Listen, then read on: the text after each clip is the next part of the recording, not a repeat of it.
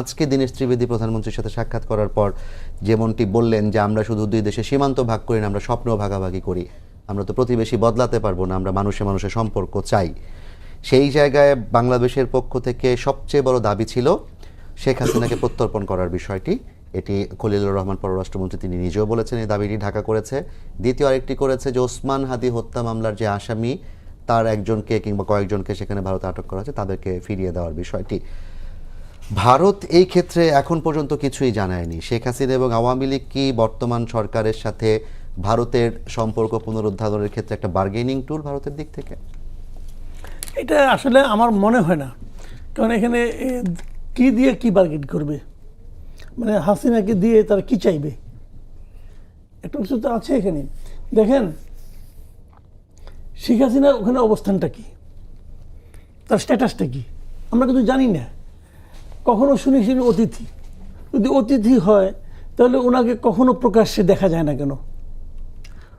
ওনাকে তো কোথাও প্রকাশ্যে দেখা যায় না, এখন পর্যন্ত দেখা যায়। আপনি গত 2 বছরে ওনার কোনো ছবি দেখতে পান নাই। কাজে অতিথিকে কোথায়, অতিথি তাহলে কেমনে? আরও তো অতিথি হতে গেছে, অনেক আছে, অতিথিকে ঘরে থাকতে হয় কেন? এটা কিন্তু একটা পয়েন্ট। তো উনি কি গ্রেফতার? কতগুলো জিনিস লক্ষ্য করেন যে যখন বন্দি বিনিময় হয়, বন্দি মানে কি, উনি কি ওখানে বন্দি? বন্দি হলেই তো বন্দি বিনিময় হবে, কিন্তু যারা বন্দি তাদেরকেও তো তারা ফেরত দিচ্ছে না। এই যে ওসমান হাদির যে কথিত হত্যাকারী অভিযুক্ত, যেটি হত্যা অভিযোগ যিনি অভিযুক্ত আছেন, উনি তো ওখানে বন্দি অবস্থায় আছেন। আমরা তো তাকে ফেরত চেয়েছি, আমাদের অফিসের তাকে চাওয়া হয়েছে, তাকেও তো তারা ফেরত দিচ্ছে না। তারা খালি খতিয়ে দেখে, কিছু বললেই খালি করে আমরা খতিয়ে দেখতেছি, কোথায় খতায় কোথায় কি দেখে এটা বলতে পারবো না, তারা খালি খতিয়েই দেখে। তো এখন যেটা বন্দি বিনিময়ের মধ্যে যেটা পড়ে, যে বন্দি তাকেও তো ফেরত দেন না। আমি আজকে একটু আগে এখানে আসতেই ভারতের একজন কূটনীতি মানে বিশ্লেষক আর কি, ভদ্র মহিলা কি রিভা দাস নাকি যেন, আমাদের এখানে বোধহয় একসময় ছিলেন, উনি বলতেছিলেন কথা একটা, ওনার কথা যেটা সারমর্ম যেটা বুঝলাম, উনি বললেন যে শেখ হাসিনাকে তো আমরা আনি নাই, শেখ হাসিনা তো পালিয়ে আসে নাই, শেখ হাসিনাকে তো বাংলাদেশ গভর্নমেন্টের মানে সেনাবাহিনী যে আমাদের এখানে দিয়ে গেছে, ওনার জীবনের নিরাপত্তার জন্য দিয়ে গেছে। উনি তো এখানে ল্যান্ড করার 5 মিনিট আগেও তো উনি প্রধানমন্ত্রী ছিলেন, কথাটা খেয়াল করেন। জি, তো ছিলেন তো, এবং তারপরে ওনাকে তো আমরা সেভাবে রেখেছি। তো এখন এগুলো আমাদের বিবেচনা নিতে হবে। এই যে কথাগুলো উনি বলছেন না, এগুলি শুনতে ঠিকই আছে, এটা আমি অস্বীকার করি না, সবগুলি কথাই সত্য, কিন্তু বাস্তবতাটা কি তাই? বাস্তবতা কি তাই?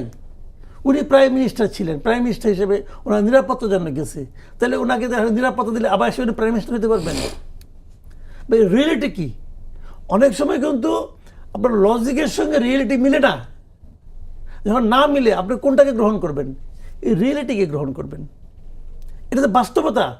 বাস্তবতা তো উনি আমাদের প্রাইম মিনিস্টার না। বাস্তবতা তো ওনাকে যেভাবে ফেরত দেওয়া হয়েছে, তাহলে আপনি ফেরত দেন আমাদেরকে। আপনি যদি মনে করেন আপনাদের রাখা ঠিক হবে, তাহলে ফেরত পাঠিয়ে দেন, তত পাঠাচ্ছেন না। আবার উনি নিজেই আসতে যাচ্ছেন। তো আমি তো মনে করি উনি যেন আসতে চান, এটা খুব ভালো। ভাগ্যিস তারেক রহমান যায় না ইন্ডিয়াতে, ওনার যা বোধহয় হচ্ছে না, যদিও শুনলাম আর কি। যদি উনি যান, আমি তো অনুরোধ করবো ওনাকে নিয়ে আসেন। যাচ্ছিনি যখন, বলে যে ঠিক আছে চলেন আপনি নিয়ে যাই, প্রাইম মিনিস্টার হিসেবে আমার দায়িত্ব আপনাকে নিয়ে যাওয়া, নিয়ে যাওয়া আপনার বিচারে যা বলে, আইনে যা বলে তাই হবে। তো আসুক না, উনি যদি আসতে চান আমি কিন্তু তাও ওয়েলকাম করি। উনি ডিসেম্বরে আসতে চান, আসেন, ডিসেম্বরে আপনি কেমনে আসবেন, এসে পড়েন, আমাদের তো কোনো না নাই রে ভাই। কারণ ওনাকে তো আমরা খুঁজতেছি, ওনাকে তো আমরা চাচ্ছি।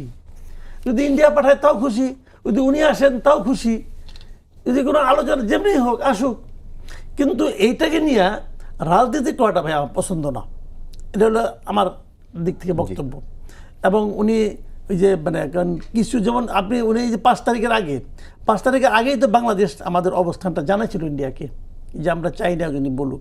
হ্যাঁ ঠিক আছে, ইন্ডিয়া যদি বলে যে একটা বেসরকারি প্রতিষ্ঠান করছে, আমরা তো না করতে পারবো না, করছে, কথা সত্য, বেসরকারি প্রতিষ্ঠান। ইন্ডিয়া যদি বলে উনি তো আমাদের অতিথি, আমি ওনাদেরকে না করবো কেমন করে, ওটাও সত্যি। কিন্তু বাংলাদেশ যে আপনাকে বললো, আপনি তখন যে বললেন যে আপনি একটা ব্যবস্থা নেবেন, ওটা তো আপনি নিলেন না। আপনি কী ব্যবস্থা, বাংলাদেশ যেটা বলছে, যদি বাংলাদেশের দাবিটা যদি হয়, অযৌক্তিক হয়, তো বাংলাদেশকে তখনই বলতেন যে আপনি দাবিটা অযৌক্তিক, আমি মানবো না, তাও তো বলেন নাই। এবং পরে আবার বলেছে তার সাথে তার বক্তব্যের সাথে ভারত অ্যালাইন করে না। এইটা খুব ইম্পর্টেন্ট কথা। এই কথাটা আমার কাছে মনে হয়েছে সবচেয়ে ইম্পর্টেন্ট, যে ওনাদের এই যে আপনার জসওয়াল যে বলছে যে উনি কিন্তু এখানে শেখ হাসিনা বলে নাই, না। বলছে ওই অনুষ্ঠানে যে বক্তব্যগুলি এসেছে তার সঙ্গে ভারত একমত না, ভারতের অনুমোদন করে না, অনুমোদন করে না ভারত। এবং সেটাও বলেছেন গণতান্ত্রিক যে ওখানে সরকার আছে এই দেশে। সরকারের বিরুদ্ধে যা বলা হয়, বাংলাদেশের বৈধভাবে নির্বাচিত সরকার, বৈধ সরকার, বৈধভাবে বৈধ নির্বাচিত এবং বলছে। গণতান্ত্রিক বলা হ্যাঁ, হয়েছে। বৈধভাবে মানে গণতান্ত্রিক সরকার। তো তার মানে এখানে কয়েকটা পয়েন্ট, কিন্তু ওনারা বাংলাদেশের বর্তমান সরকারের যে নির্বাচন প্রক্রিয়া এবং নির্বাচিত হওয়ার পর যে সরকার আছে সেই সরকারকে তারা স্বীকার করছে, এক নম্বর। দুই নম্বর হলো ওখানে তারা যা যা বলেছে, ওখানে কিন্তু নওফেল সাহেব কথা বলেছেন, ওখানে জয় সাহেব কথা বলেছেন, এই কোনো বাংলাদেশ সম্পর্কে তাদের যা যা বক্তব্য এগুলো কি ওনারা অনুমোদন করেন না, এন্ডোর্স করেন না। তার মধ্যে কিন্তু জয় সাহেব বলছেন বাংলাদেশ থেকে পাকিস্তান হয়ে যাচ্ছে, বাংলাদেশ জঙ্গি রাষ্ট্র হয়ে যাচ্ছে, এটা শেখ হাসিনা বলেছেন। তো এই যে বক্তব্যগুলো, এগুলোর সঙ্গে ভারত একমত না, এইটা আমি মনে করি খুবই সিগনিফিক্যান্ট, এটা খুবই সিগনিফিক্যান্ট ব্যাপার। আজকে প্রধানমন্ত্রীর সাথে ভারতের যে হাই কমিশনারের সাক্ষাৎ, এবং সাক্ষাতের পর আপনি যেটি বললেন যে আপনিও খানিকটা নিশ্চিতই যে প্রধানমন্ত্রী যাচ্ছেন না ব্রিক্সের সম্মেলনে। তো সেখানে যদি প্রধানমন্ত্রী না যান তাহলে মুখোমুখি বসে সমাধানের যে প্রচেষ্টা সেটি আসলে কি আরো দেরি হবে কিনা, কিংবা মুখোমুখি না বসে সমাধান হওয়া সম্ভব? দেখেন উনি এখানে যাবেন যে, উনি তো ব্রিক্স সম্মেলনের কেউ না, আমরা তো বিমস্টেক চেয়ারম্যান হিসেবে উনি বিমস্টেকের চেয়ারম্যান হিসেবে ওনাকে ডাকা হয়েছে। উনি কি ওনার এক কাজটা কি, সিম্পল কাজটা কি, উনি ওখানে যে সাইড লাইনে মানে ওই সম্মেলনের ফাঁকে ফাঁকে যে সময়টা থাকবে, কোনো এক সময়ে নরেন্দ্র মোদীর সঙ্গে উনি বৈঠক করবেন, এই তো এইভাবে দাওয়াত দিচ্ছে। দাওয়াতের মধ্যে কিন্তু বৈঠকের কথা উল্লেখ করে বলছে যে বৈঠক হবে একটা। আচ্ছা ধরেন, আমি হাইপোথেটিক্যাল কথাগুলো ধরেন আপনার, তো ওনার কি এত সময় আছে বসে বসে ব্রিক্স সম্মেলন দেখবে আর এই বদলি খেলোয়াড় হিসেবে বাইরে বসে থাকবে? ভাই আর টাইম আছে নাকি রে ভাই?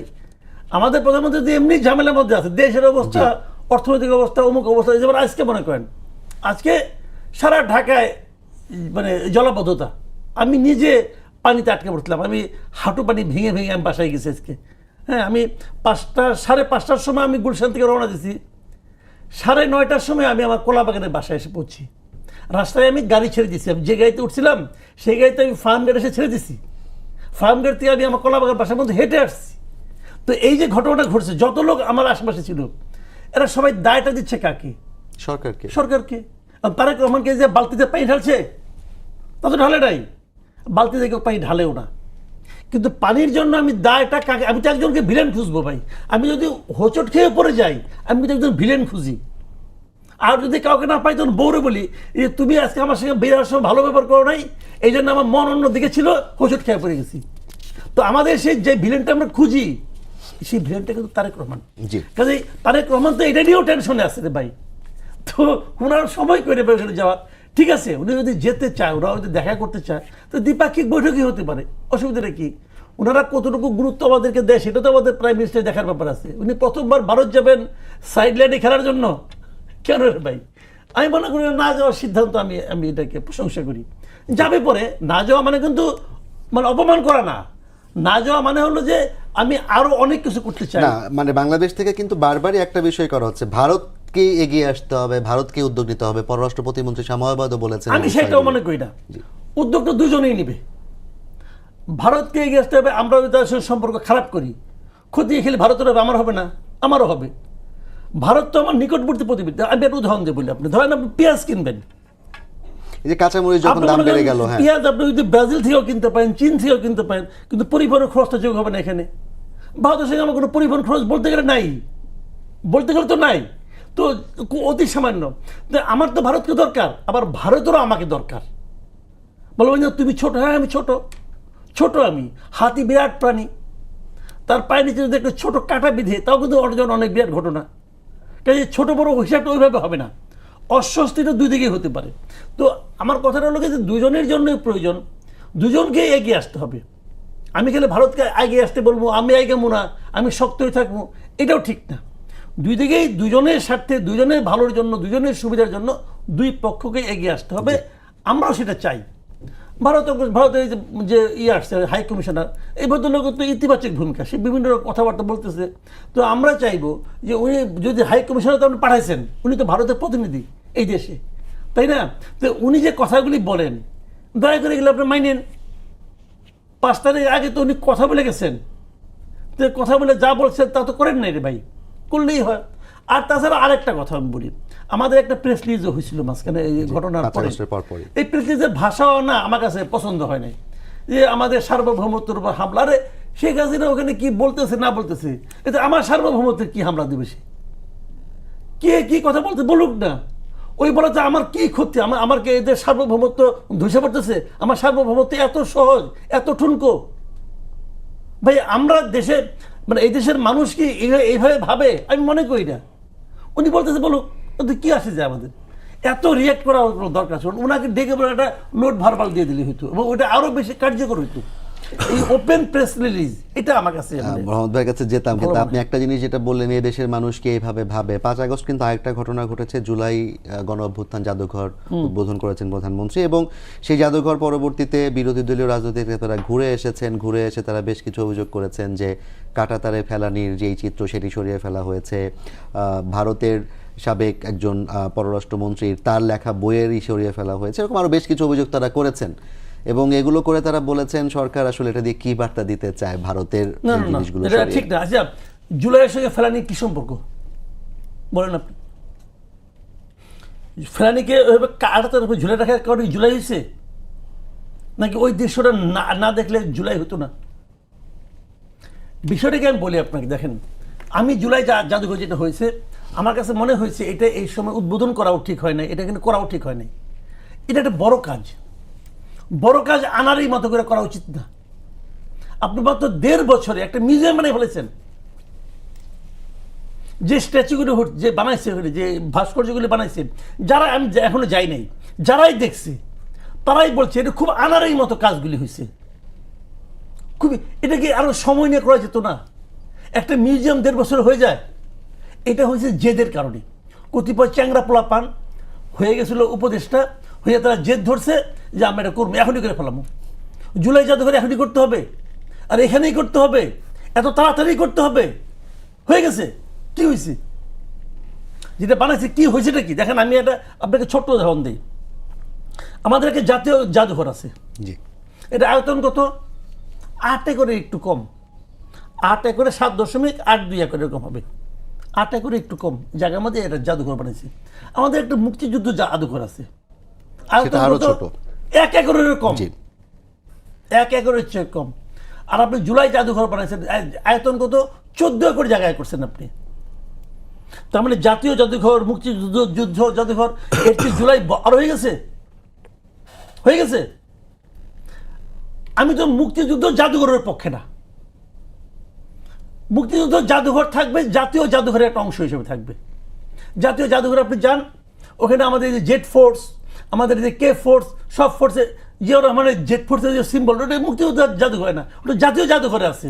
আমাদের পুরো ন্যাশনাল মিউজিয়াম এটা, এই সবগুলি ন্যাশনাল মিউজিয়ামে আসতো। মুক্তিযুদ্ধ জাদুঘরের জন্য আলাদা একটা উইং থাকতে পারতো, আলাদা একটা জাদুঘর কত দরকার আমি দেখি না রে ভাই। আবার ধরেন আপনার এই জুলাই জাদুঘর, এটা ওটা উইং থাকতে পারতো জাতীয় জাদুঘরের মধ্যে। আপনি এটা জেদের কারণে করছেন। প্রাইম মিনিস্টার কি শেখ হাসিনা একমাত্র পৃথিবীতে? বাংলাদেশে আর প্রাইম মিনিস্টার আসবে না, আর আসবে না। আপনি কোনদিন হইতে পারবেন না যাতে নাকি আর কেউ একসাথে থাকতে না পারে ব্যবস্থা করে দিয়ে গেছেন। এটা হলো ইউনূস সাহেবের একটা শয়তানি। জুলাই জাদুঘর আপনি করেন, আরো চিন্তা ভাবনা করে, আরো প্ল্যান করে, আরো প্রফেশনালি করেন। ফারুকের মতো একটা লোককে দিছে এটা বানানোর জন্য, সেই ব্যাটা ছিল উপদেষ্টা, আবার ওটার আবার সে কমিটির চেয়ারম্যান। তার বউ নাকি কি প্ল্যান ক্লেন করছে। এটা কি রে ভাই? এটা কি ফারুকের ওই সিনেমা নাকি, যে সিনেমায় মানে বাংলা ভাষাকে নিয়মিত রেপ করা হয়, ওই সিনেমা বানাইছে এটা? ভাই এগুলি ঠিক হয় নাই। এগুলি আরো মানে ঠান্ডা মাথায় চিন্তা ভাবনা করে বানানো উচিত ছিল। এটা তো রয়ে গেছে, হয়ে গেছে, কি করবেন আপনি? এর কোনো সমাধান যাই না ভাই। এটা মানে যার যার মতো করতেছে। এখন এই বিষয়গুলো নিয়ে আসলে রাজনীতিবিদ এবং আপনারা যারা বিশ্লেষক তারা আসলে আরো অনেক বেশি বিস্তারিত আলাপ করতে পারে। রহমতুল্লাহ ভাই, আমি আপনাকে এই প্রসঙ্গে টানতে চাই না। আমি যেটা আপনাকে বলতে চাই যে বিএনপি ভারতের সাথে সম্পর্ক স্বাভাবিক করার ক্ষেত্রে, কিংবা ভারতের সাথে আমাদের যেই সম্পর্কের টানাপোড়েনের কথা বলা হচ্ছে, কিংবা যেরকম পরিবেশ দেখা যাচ্ছে, সেখানে মাসুদ ভাই বললেন যে আমাদেরও এগিয়ে যেতে হবে, ভারতকে আগাতে হবে। কিন্তু আমরা দেখতে পাচ্ছি 5ই আগস্টের 24-এর 5 আগস্টের পর অনবরত বাংলাদেশের বিরুদ্ধে প্রোপাগান্ডা চালানো হয়েছে, মিথ্যা প্রচারণা চালানো হয়েছে, অনেক ধরনের, একদম বিভিন্ন টেলিভিশন সহ। এবং বিএনপি ক্ষমতায় আসার পর আমরা দেখছি 32টি হামলায় 9 জন নিহত হয়েছেন সীমান্ত বিএসএফের, এবং 35 জন আহত হয়েছে। গতকালকেও একজনকে ভারতের সীমান্তের ভেতরে হত্যা করা হয়েছে, এবং বিভিন্ন সীমান্তে 38 জনকে বিভিন্ন সীমান্ত থেকে আটক করা, তারপর সীমান্তবর্তী এলাকা দিয়ে প্রায় 173 জনকে পুশিন করা, 416 জনকে বিভিন্ন সীমান্ত দিয়ে তারা পুশিনের চেষ্টা করা, গত কয়েকদিনেও কয়েকটি সীমান্তে তারা পুশিনের চেষ্টা করেছে।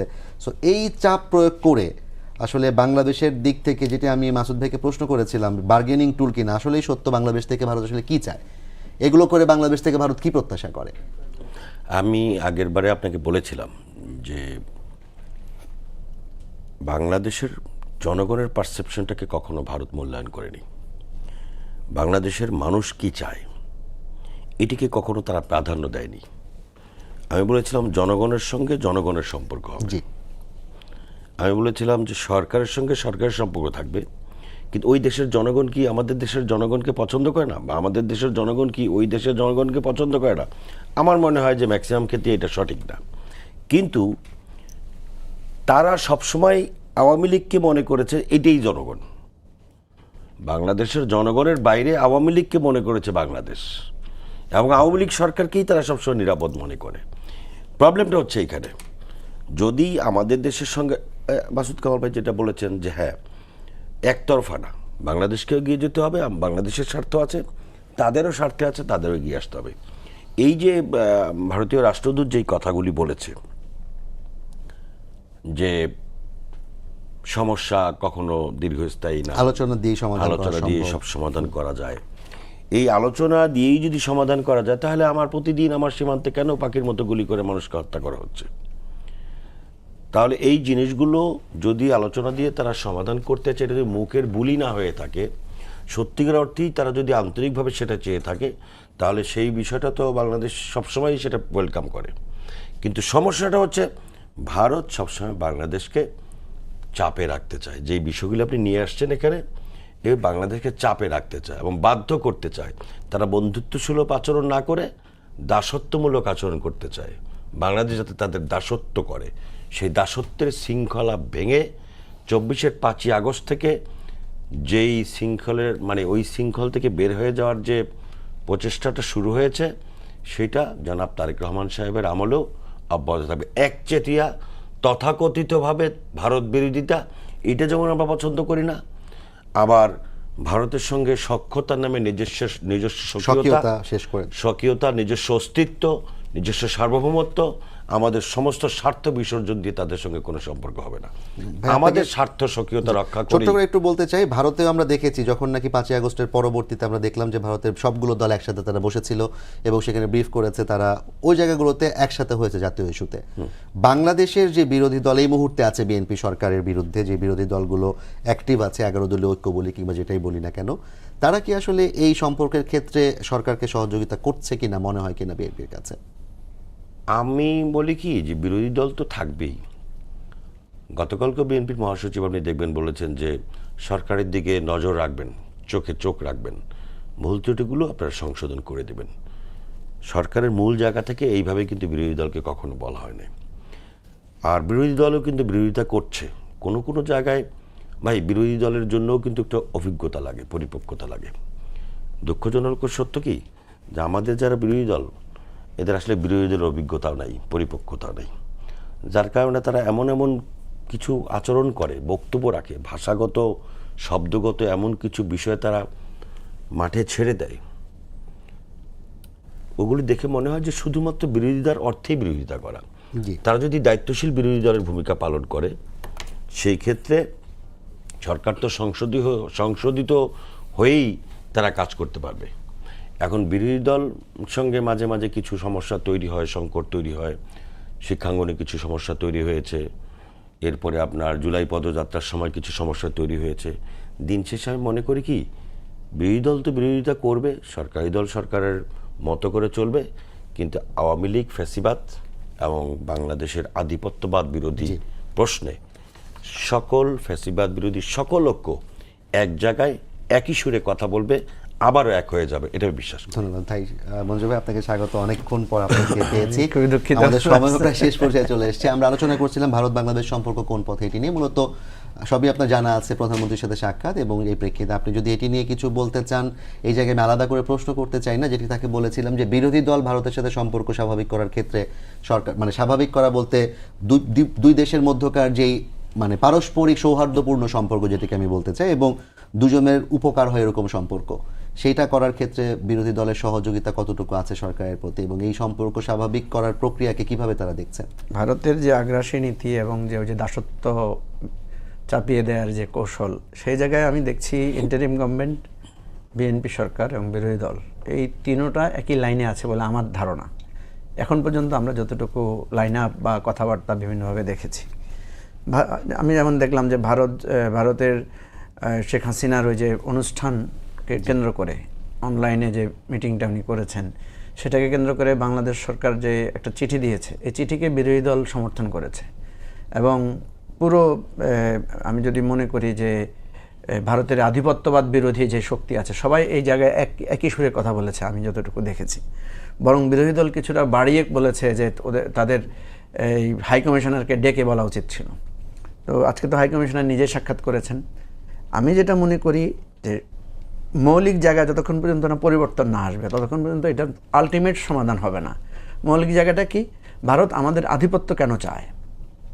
একটা দেশকে স্বাধীন করার জন্য সে সাহায্য করেছে, সে বরং আমাদের স্বাধীনতা, আমাদের সার্বভৌমত্ব যাতে বিকশিত হয়, আমাদের অর্থনীতি যাতে বিকশিত হয়, আমরা যাতে তার ভালো বন্ধু হতে পারি, এটাই তো তার আচরণ হওয়া উচিত ছিল। কিন্তু আপনি আমাকে সাহায্য করে যদি আপনি আপনার করায়ত্তগত করতে চান, এটা তো আপনারই ভুল পলিসি। আপনি জানেন যে এই জাতিটা ব্রিটিশের বিরুদ্ধে লড়াই করেছে, আপনারাও করেছিলেন লড়াই, সেই লড়াইয়ে সামিল ছিল, একসাথে করা হয়েছে। আপনি দেখেছেন যে মোহাম্মদ আলী জিন্নাহ এই পাকিস্তান আন্দোলনের মহান নেতা, কিন্তু উনি যখন এসে আমাদের ভাষা নিয়ে কটূক্তি করেছে, আমাদের ভাষার অধিকার কেড়ে নিতে চেয়েছে, তখন কিন্তু এই বাংলার মানুষ দাঁড়িয়ে গেছে, প্রতিবাদ জানিয়েছে। সুতরাং এই বাংলাদেশের মানুষ শেখ মুজিবকে ফুলের মালা গলায় দিয়ে বরণ করেছে, তাকে অভিসংবাদিত নেতা বানিয়েছে, কিন্তু তার দুঃশাসন কিন্তু সহ্য করে নাই। 3 বছরের মাথায় কিন্তু প্রতিবাদ হয়ে দাঁড়িয়েছে। এবং আপনি দেখবেন আমাদের এই যে আমরা হয়তো গরিব, আমাদের হয়তো অর্থনৈতিক সংকট আছে, আমাদের হয়তো অনেক সংকট আছে, কিন্তু এত সত্ত্বেও কখনো পরাধীনতা মানা হয় নাই।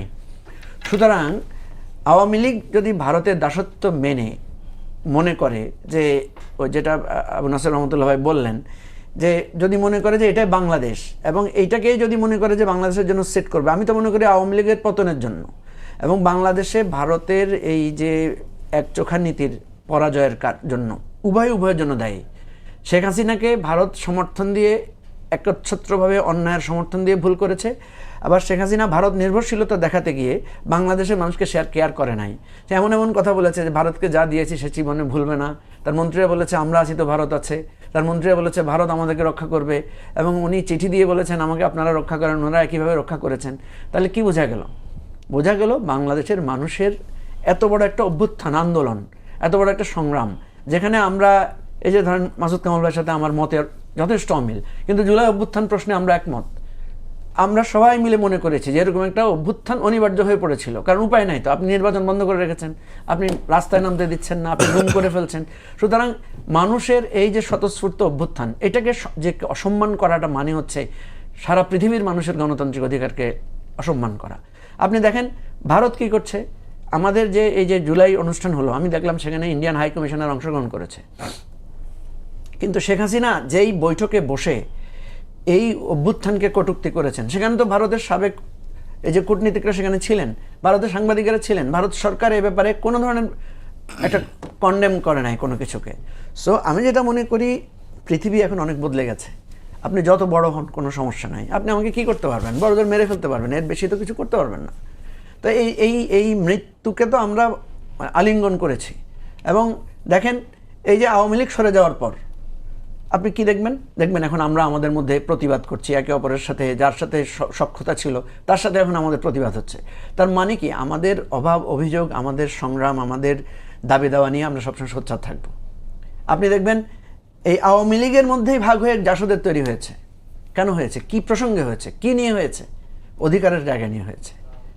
আজকে এই যে আমরা বিএনপি সরকারে আছে, বিএনপির সাথে যে আমাদের এই যে বিরোধী দল সরকারি দলের যে দ্বন্দ্ব বিরোধ, পুরোটাই তো অধিকারকে কেন্দ্র করে, অন্য কোনো